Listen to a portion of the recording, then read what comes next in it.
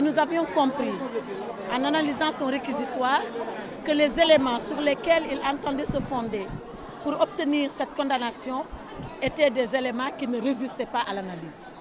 Et je vous avais promis aujourd'hui que la défense allait s'organiser, elle aussi, juridiquement, techniquement, pour démonter ce réquisitoire. Ce réquisitoire, il n'est fondé que sur des hypothèses. Ce réquisitoire n'a été fondé que sur des affirmations. Ce réquisitoire, comme je l'ai dit, n'a été fondé que sur des éléments impossibles. Une arme qu'on ne retrouve pas, un meurtrier qu'on n'identifie pas, un contexte politique difficile.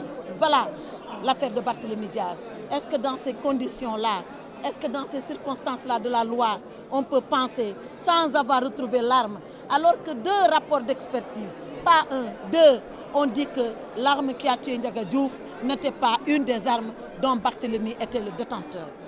Alors que 2 rapports d'expertise ont totalement, entièrement disculpé Barthélémy Diaz.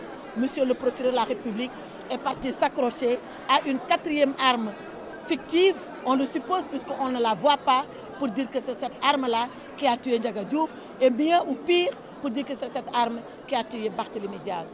Je crois que dans nos plaidoiries, nous avons expliqué au tribunal comment Barthélémy n'a pu être détenteur de cette arme. Nous avons pu expliquer comment pour nous, il y avait des tireurs infiltrés qui tiraient pendant que Barthélémy lui-même tirait et que Barthélémy n'était pas le seul tireur de la scène.